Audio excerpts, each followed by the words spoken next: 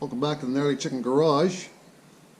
So I thought I'd interrupt my present video that I'm doing on some other things. I came across a video this morning on spark plugs. It's on a YouTube channel, the Dirt Bike channel.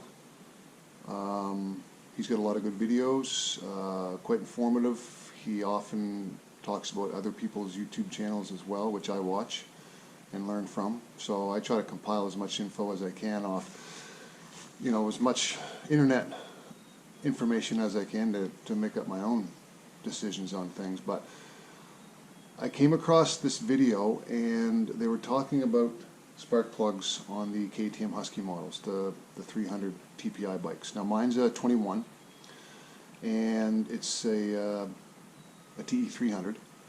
I've only got 19 hours on this bike.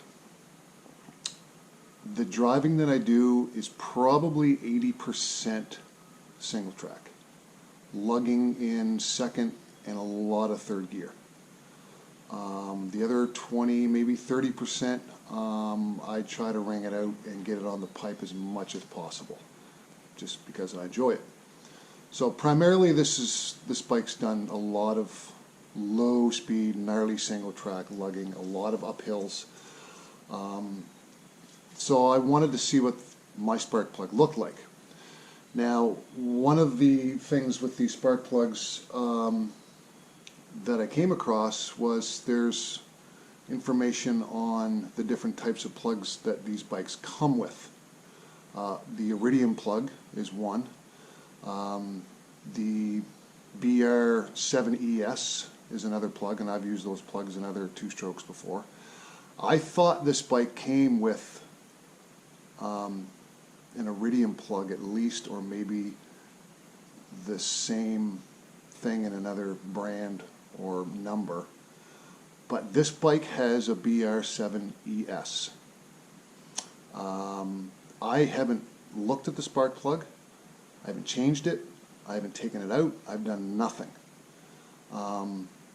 And I wanted to see what this plug looks like. Now this one is a BR7ES plug, NGK, factory, or at least it came like this with this plug from the dealer. To my knowledge, it's never been changed before I got the bike, and I bought the bike brand new. So that's the type of driving that I do. What else I do to this bike, and I think this is important. Oil. It doesn't matter what kind of oil in the transmission. I'm not going to get into that. I've tried different types of oils. But I change my oil in my transmission. It's overkill, but I do it about every 2, maybe 3 hours. I just like to do that. It's good protection. It's good insurance. It's quick and easy. I buy a huge supply of oil, and I don't mind changing it often because I slip the clutch every time I'm on the bike. So that's one thing that I do. The other thing I've learned with these bikes is warm-up procedure. Now, again, I've seen all kinds of videos on what people do and what they don't do. I decided, based on information that I learned, how I would warm this bike up. And from day one, what I do when the bike is cold, whether it's physically cold or on a warm day like today, 30 degrees, and hasn't been running for a day or two or 3 or 4, the first thing I do is, this had nothing to do with the spark plug, but I use the Kickstarter to start the bike when it's cold.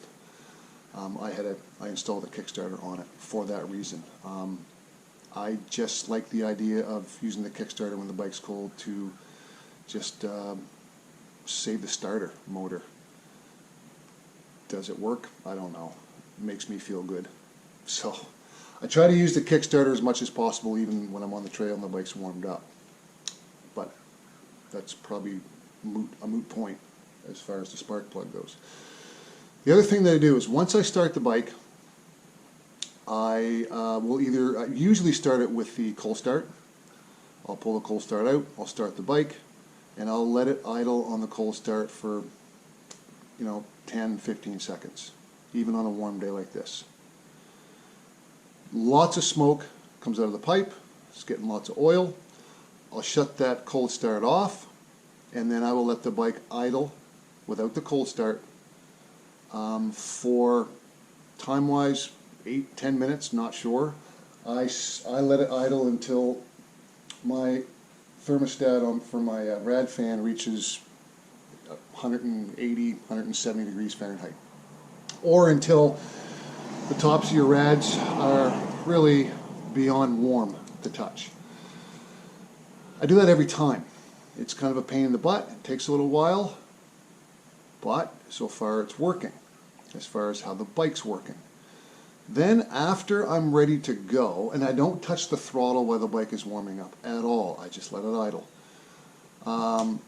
When I do take off, from day one and still do, the first minute or two, I just slowly go through the throttle, you know, an 1/8 to 1/4 throttle, and warm the bike up gently. Heat expansion between the cylinder and the piston, it's important. I want to make sure that everything is heated up gradually and in succession with each other. I don't touch the throttle, I don't get on the pipe. I do this religiously, consistently, every time I start the bike. Other than that, once I'm ready to ride, it is no holds barred. The pipe will clean itself out after that first minute or two of just driving slowly, and I will get on and off the gas some to help clean it out. And once that complete cycle is done with my warm-up procedure, in 19 hours I haven't had any issues with fouling of a plug. Even though I haven't checked the plug, I know it's not fouled. And I haven't had any issues with my crankcase sensor. That being said, I am going to take that out and look at it. I'm going to take the tray out. I'm going to just have a look at it and see how much dirt and dust and water and stuff has gotten into that tray. I'm just curious to know that, so that'll be another video. So right now, I'm going to pop this plug out, and I'm going to have a look at it so everyone can see what it looks like.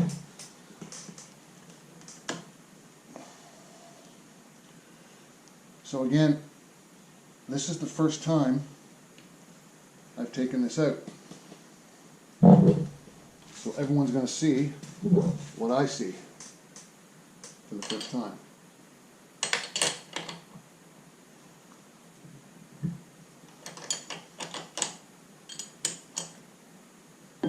And I'm quite curious myself.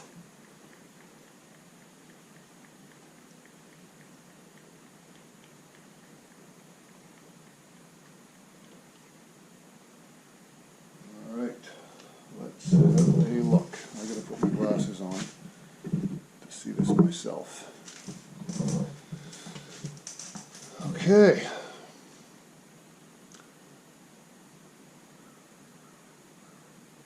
Nice, light, brownish color all the way around. I don't know how well you can see that on camera, but it's dry. There's a little bit of oil on the threads, obviously, but the electrode, I think that's called the electrode, but everything in there is dry and a nice, not too dark, not too light of a brown color. I'm really, really happy with that. Really happy. So yes, that is a BR7ES, and that came in the bike right from the showroom floor. So I'm assuming it came from the factory with that. So that's not an Iridium.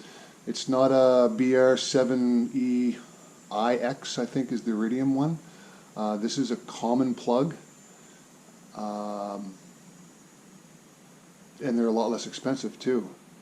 So I'm super happy with that. I hope this helps anyone who's got questions about spark plugs. I'm not a mechanic. I'm not a certified mechanic.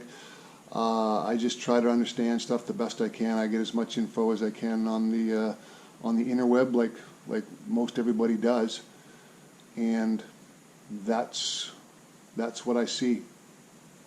So I'm going to stick with what I've been doing, and I believe that has a lot to do with warm-up procedure.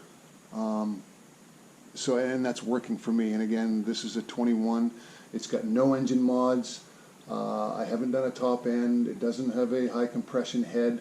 This is a completely stock bike other than some protection components I've put on it, as well as a fan. So I haven't even touched my power valve, and I don't plan to.